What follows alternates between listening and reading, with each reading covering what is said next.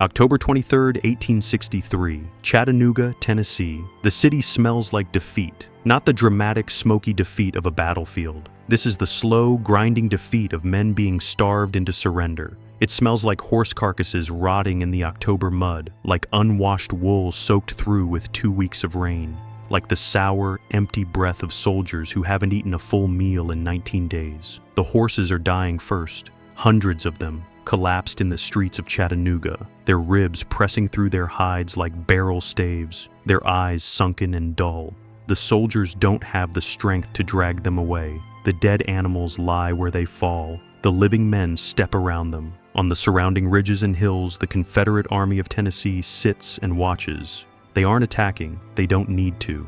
Braxton Bragg has built an iron ring around this city. He holds Lookout Mountain to the southwest, a sheer rock face rising 1,100 feet above the Tennessee River, impossible to climb under fire. He holds Missionary Ridge to the east, a long, sharp spine of high ground 7 miles long, bristling with Confederate artillery.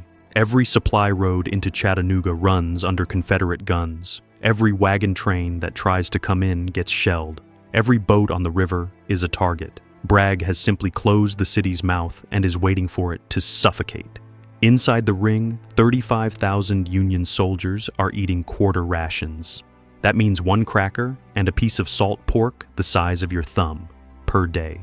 Inside the city, in the headquarters of the Army of the Cumberland, a big, slow-moving Virginian with a graying beard sits at a table covered in maps. His name is George Henry Thomas. He is 6 feet tall. He weighs 220 pounds. His staff calls him Old Slow Trot, though not to his face, because he moves like a man who has all the time in the world and intends to use every second of it correctly. He is meticulous. He is thorough. He is the kind of general who checks the ammunition counts himself, who walks the picket lines at midnight, who will not move an army an inch until he knows exactly where every regiment is, where every artillery piece can fire, and whether the men have eaten. 6 weeks ago, this same man held the entire Union line together at a place called Chickamauga Creek. The Battle of Chickamauga was a disaster. The Confederate Army hit the Union right and split the army in half. The commander, William Rosecrans, panicked. He and his staff fled the battlefield. Senior Union generals galloped north in a rout, convinced the battle was lost, driving to Chattanooga to start organizing the retreat. Half the Union army dissolved and ran. It was the worst Union defeat in the Western theater of the war. But George Thomas didn't run. He took what was left of his corps, maybe a third of the army, and he formed them on a ridge called Horseshoe Ridge. The Confederates hit him from the front, from both flanks, and eventually from the rear. They charged him 25 times. Thomas's men were running out of ammunition. They were fixing bayonets and using rocks. They held until dark. They held until the rest of the army had escaped to safety. They held until there was literally nothing more to hold, and then they retreated in perfect order, carrying their wounded.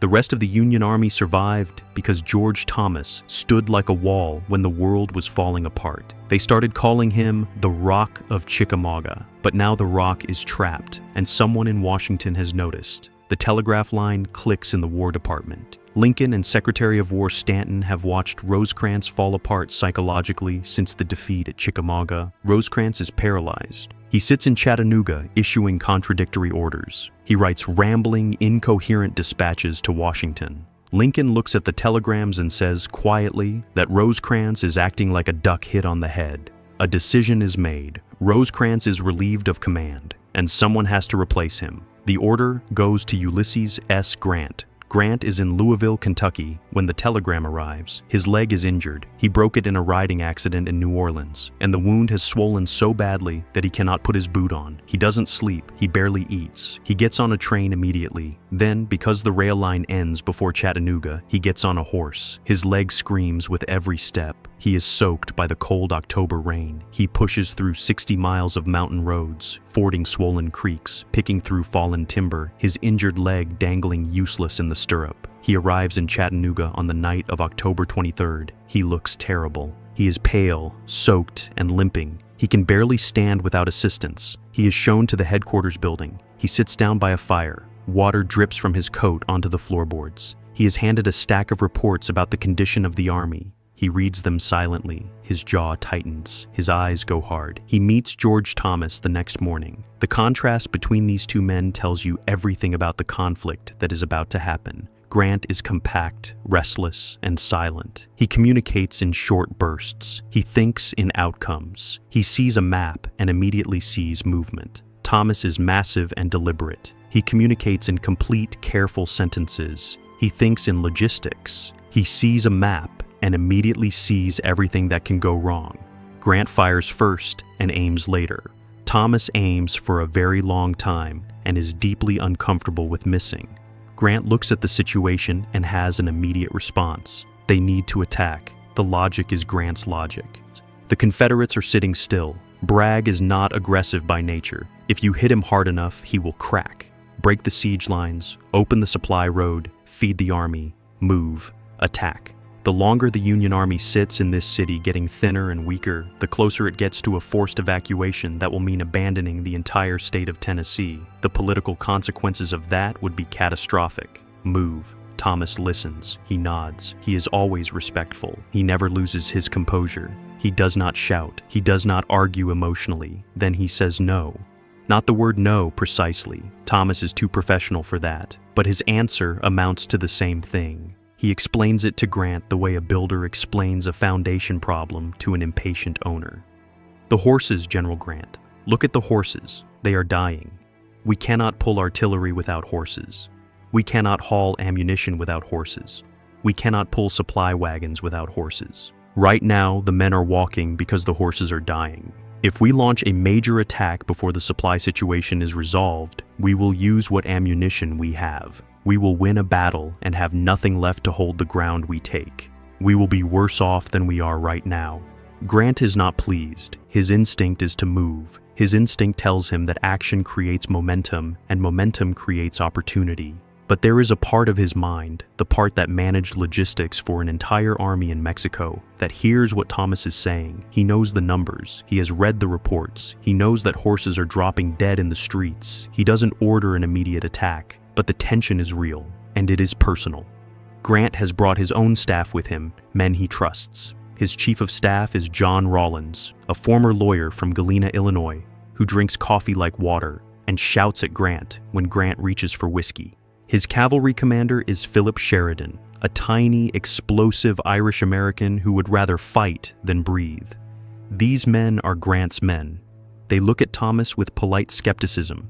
They have heard the stories from Chickamauga. They respect the holding action. But the Western War is about offense. It is about Donelson and Vicksburg. It is about hitting the enemy so hard and so often that he collapses. They wonder in quiet voices whether the Rock of Chickamauga is a man who can move.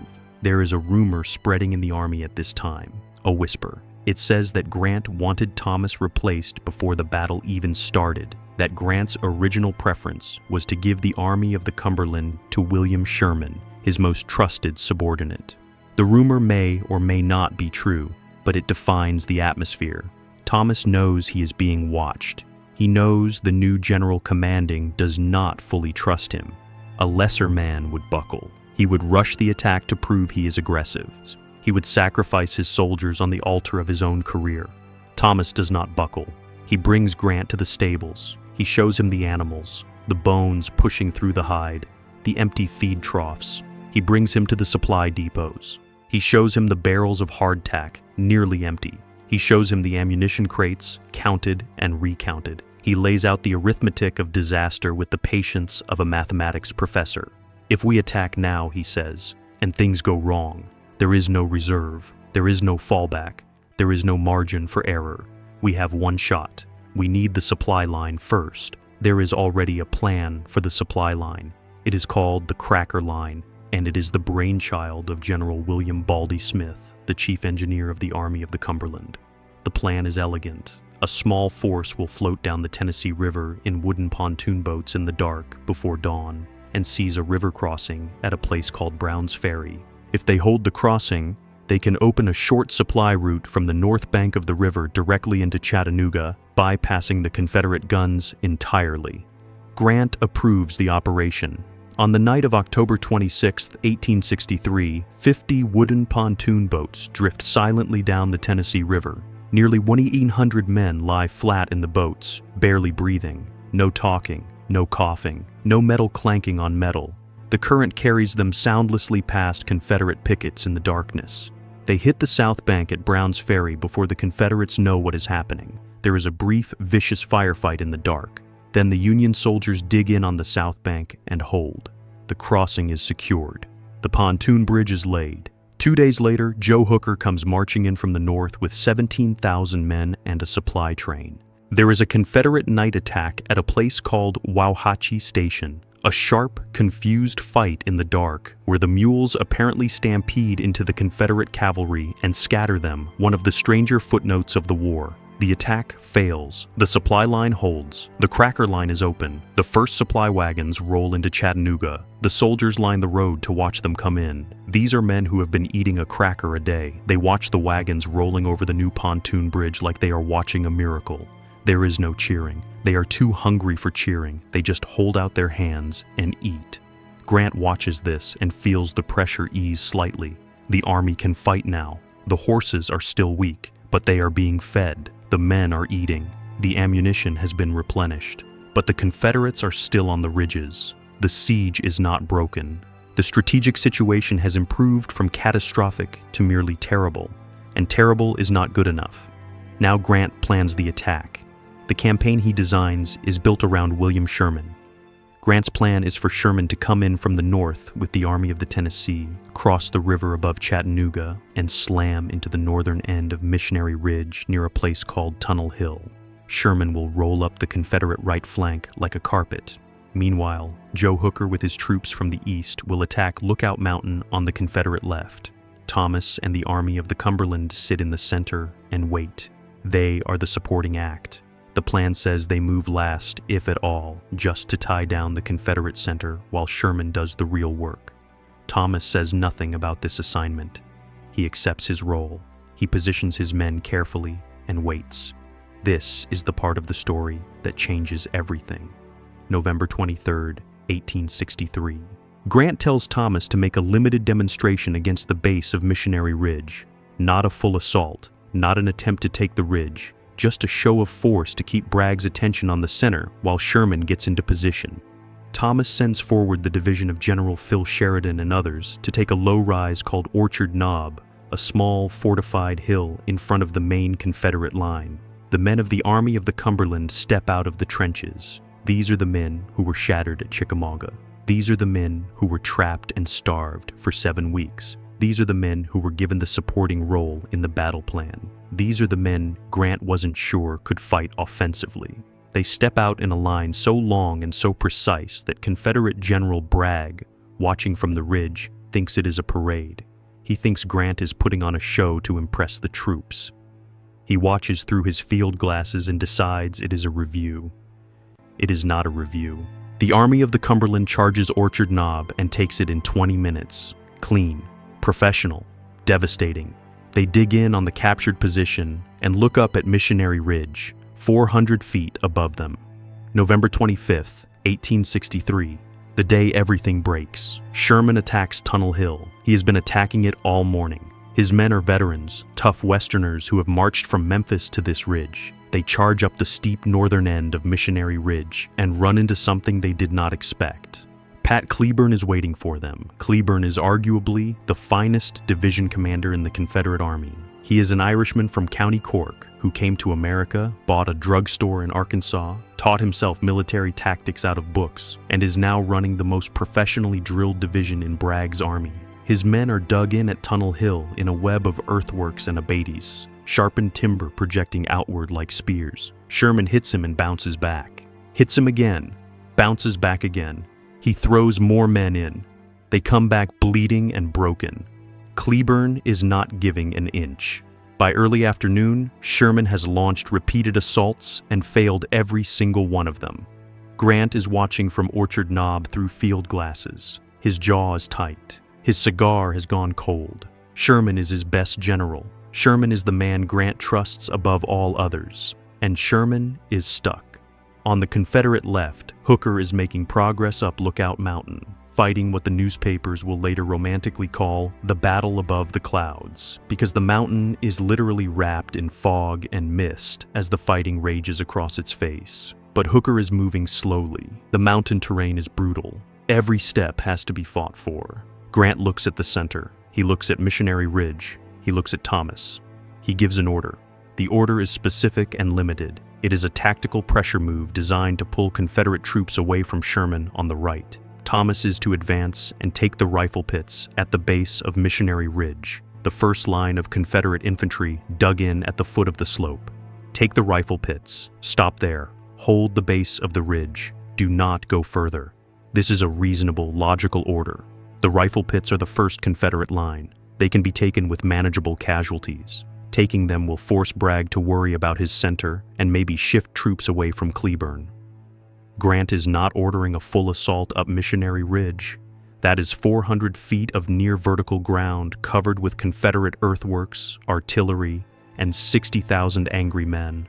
Nobody in his right mind would order a charge up that slope in the face of that resistance. Thomas passes the order to his corps commanders. 6 divisions line up along the base of the ridge. 23,000 men. They dress their lines. They check their rifles. They wait. The signal guns fire. 6 Union divisions surge forward across the flat ground toward the base of Missionary Ridge. The Confederate artillery on the crest opens up immediately. The shells crash into the advancing lines, throwing up geysers of dirt and smoke. Men go down. The lines close the gaps. They keep moving. They hit the rifle pits at the base of the slope, and the Confederates in the first line don't wait. They are in an impossible position, caught between their own artillery fire from the crest above and the incoming Union charge from in front. Many of them surrender immediately. The rest flee uphill. The Union soldiers take the rifle pits in minutes. They crouch behind the captured earthworks. They are breathing hard. Some of them are bleeding. They look up the ridge. The slope above them is a killing ground. Confederate infantry and artillery are dug in along the crest and the intermediate slope. Any man who climbs that hill is going to be shot from above at point-blank range, his body raked by rifle fire and canister as he scrambles upward over open ground. It is, by any military calculation, suicide. And then something happens that no one ordered, something that Grant didn't authorize, that Thomas didn't command, that Bragg didn't predict, and that the history books have never been able to fully explain. The men of the Army of the Cumberland start climbing. Not one regiment, not one division, all of them, spontaneously, without orders, without a bugle call, without a general waving a sword at the front of the line. 23,000 men look at the ridge above them and start going up. There is a reason. The rifle pits they are crouching in are death traps. The Confederate artillery on the crest has already shifted its aim. The shells are now coming in short, crashing into the base of the ridge. Into the rifle pits the Union soldiers are huddled in. The Confederates are, in effect, shelling their own forward line. The Union soldiers realize that the only safe place on this ridge is at the top. The bottom is being shelled from above. You cannot retreat across open ground without being cut down. The only direction that might work is up. The color bearers go first. In the 19th century army, the regiment's flag was its physical identity. The man who carries it is, by definition, the bravest man in the unit, because the flag marks where the regiment is, and where the regiment is, the enemy shoots. The color bearers climb. They don't look back. They drive their boots into the dirt and climb. And behind them, because no soldier lets his colors go up alone, the whole line follows. Individual companies scramble upward. Regiments bunch together at natural breaks in the terrain, ledges and gullies, momentarily sheltering from the fire above, and then surge upward again. Officers look at each other. They shrug. They draw their swords. They climb. Phil Sheridan, leading one of the divisions, watches his men go up the ridge without authorization and does the only logical thing. He pulls out a flask of whiskey. He holds it up toward the Confederate crest. He shouts a toast. "Here is at you." A Confederate artillery shell crashes nearby and spatters mud across his coat. He grins. He puts the flask away. He draws his sword. He follows his men up the hill. Back on Orchard Knob, Grant is watching through his field glasses. He sees the Union lines moving upward. His cigar drops from his lip. He turns to General Gordon Granger beside him. The blood has drained from his face. Who ordered those men up the ridge? No one answers immediately. There is no answer. Nobody ordered them up the ridge. They went up on their own. Grant's voice is quiet but hard. It has the edge of a man who is calculating consequences. Someone is going to answer for this, he says. If it turns out badly, he means it. This is not a rhetorical threat. What is happening on that ridge is textbook military disaster in the making, an unsupported frontal assault up a fortified hill against a prepared enemy with artillery. If the charge fails, if the men get halfway up and are driven back, the casualties will be catastrophic. The army will be shattered. The battle will be lost. The Confederates will counterattack down the slope into the broken Union formations. Chattanooga could fall. Everything Grant has done since arriving here, the cracker line, the positioning, the careful build-up, everything evaporates. Thomas watches beside Grant. His face is expressionless.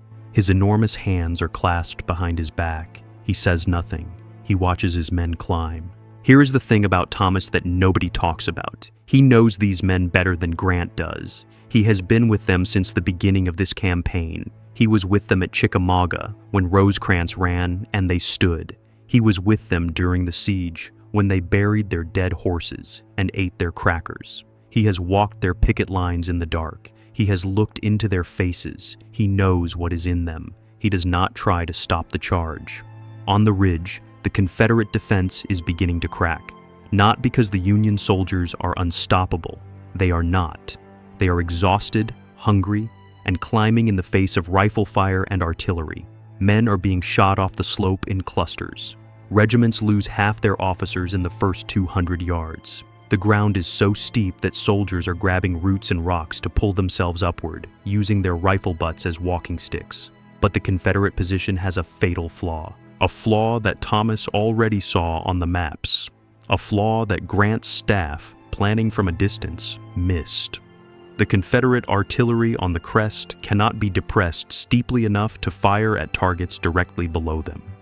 As the Union soldiers get closer to the top, they enter a dead zone. The shells are passing over their heads. The angle is too sharp, and the Confederate infantry, firing downhill, cannot see clearly through the smoke. Their fire is passing through the same air as the artillery shells, blind and ineffective at close range.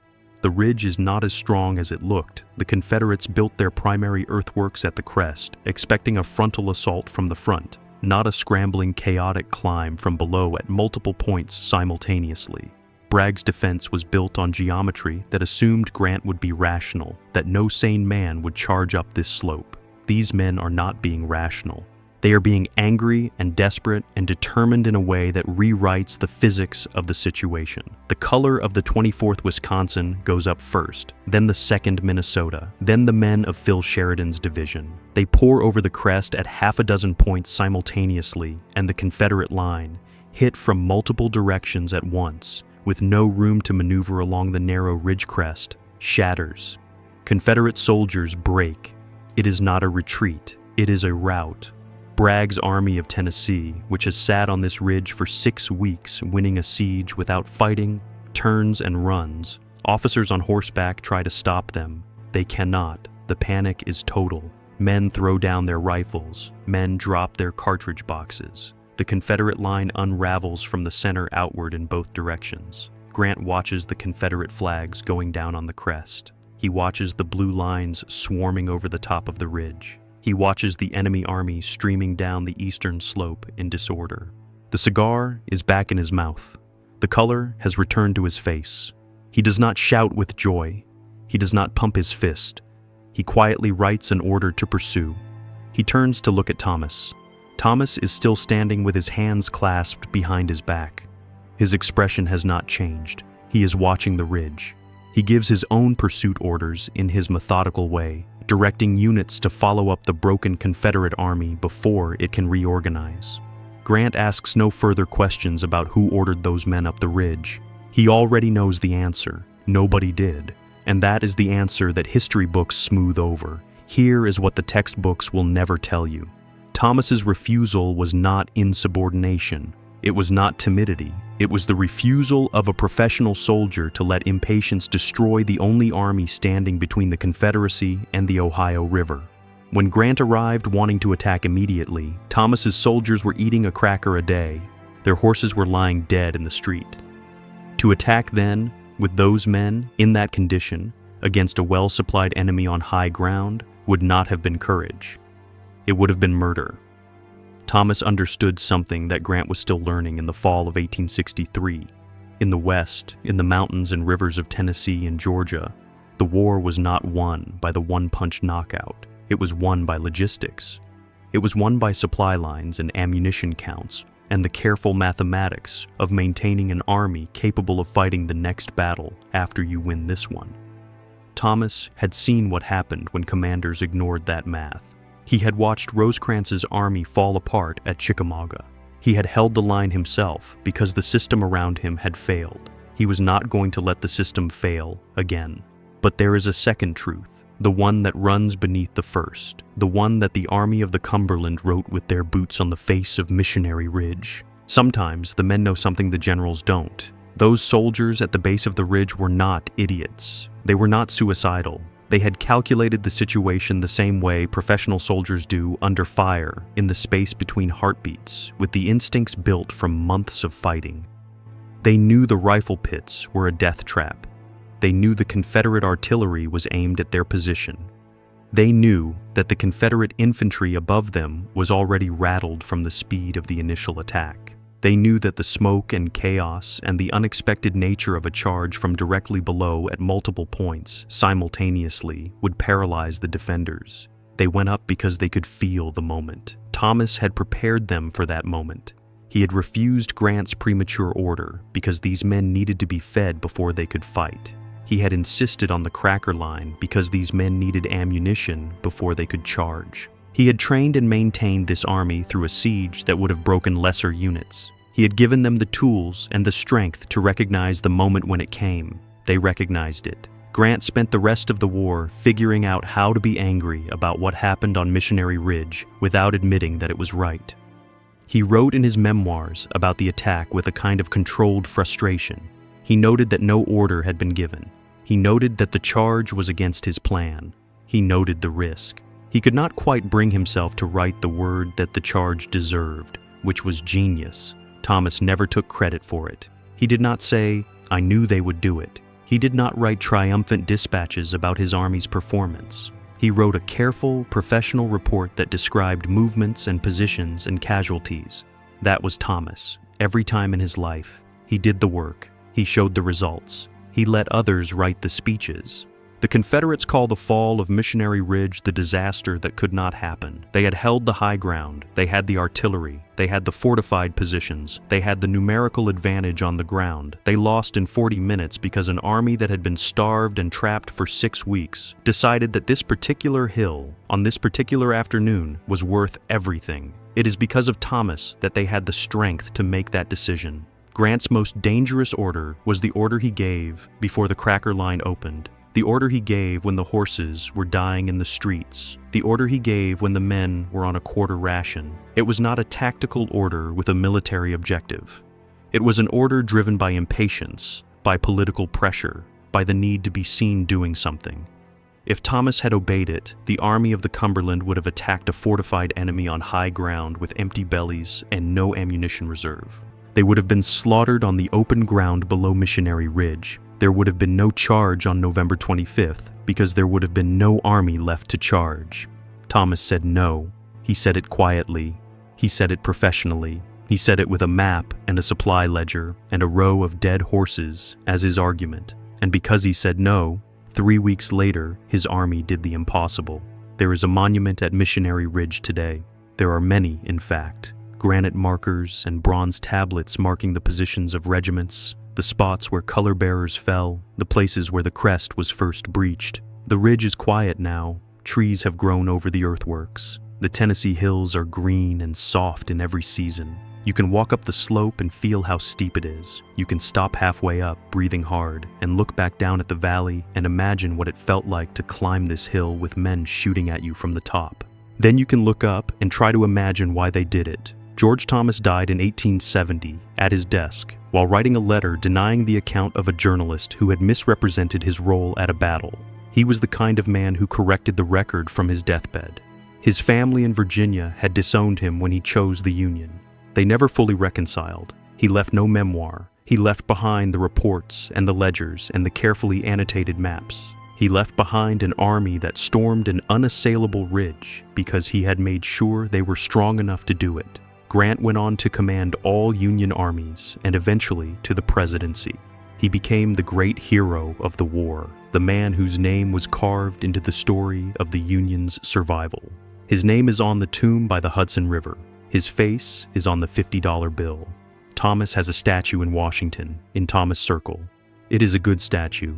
He is on horseback, looking calm. Most people walk past it without stopping. That is the quiet symmetry of their story. The man who wanted to move too fast became the face of the victory. The man who refused to move until the moment was right became a footnote. But on November 25th, 1863, when the sun went down over Chattanooga and Bragg's army was streaming in disorder down the eastern face of Missionary Ridge, when the Confederate siege was broken and the road to Atlanta lay open before the Union Army, when the men of the Army of the Cumberland stood on the crest of the ridge they had climbed without orders and looked out over the valley they had just saved, the man whose math made it possible was the one standing on Orchard Knob below, hands clasped behind his back, watching. He had been asked to attack before the army was ready. He said no, and then the army showed both of them what ready looks like.